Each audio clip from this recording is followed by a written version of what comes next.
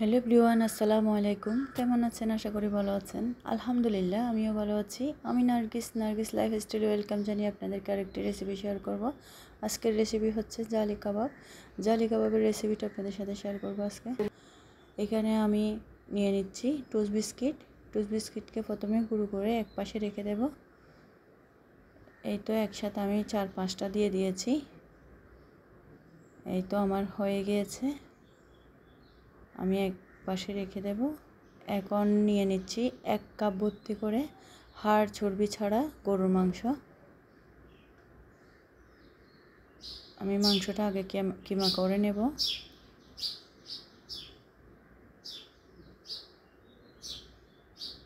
এই তো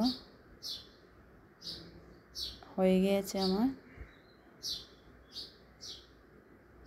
আমি নিয়ে নিচ্ছি এখানে 1 চামচ আদা বাটা, 1 চামচ রসুন বাটা, হাফ চামচ রাঁধুনি, হাফ চামচ জিরা, হাফ চামচ শাহি গরম মশলা, 1 টেবিল চামচ টমেটো সস, পরিমাণ মতো লবণ, 1 চিমটি পরিমাণ টেস্টি সল্ট, 1 টেবিল চামচ কাঁচামরিচ কুচি,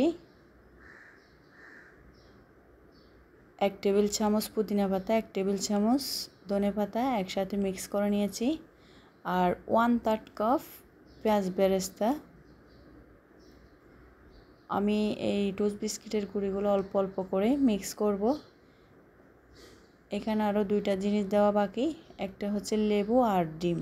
আমি ভালো করে মিক্স করে তারপর এখানে অ্যাড করব। আবারও দিয়ে দিচ্ছি অল্প অল্প করে, আবারও মিক্স করে নিচ্ছি ভালো করে।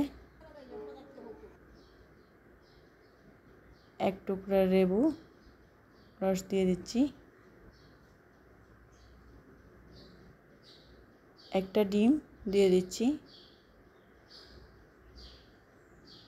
আবারও ভালো করে মিক্স করে নিচ্ছি।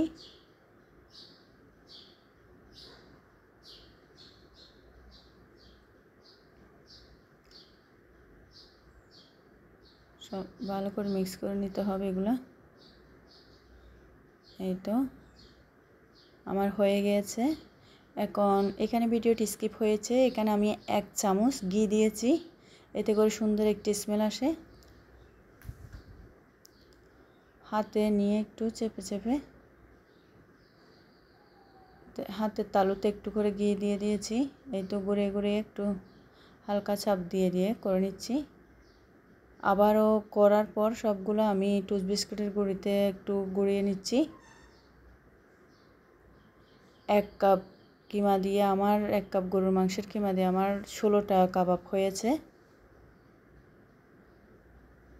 আমি এখন একটা ডিম ফেটিয়ে নিচ্ছি।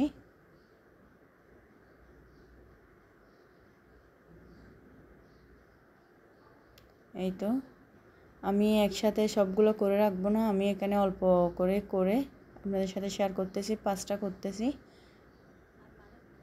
আর বাকিগুলো আমি ফ্রোজেন করে রেখে দিয়েছি ফ্রিজে।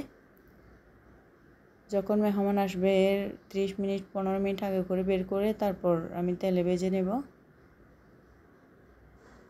এই তো প্রথমে চুলার আঁচটা একটু বাড়িয়ে তারপর একটু কমিয়ে ধীরে ধীরে করতে হবে এই কাজটি।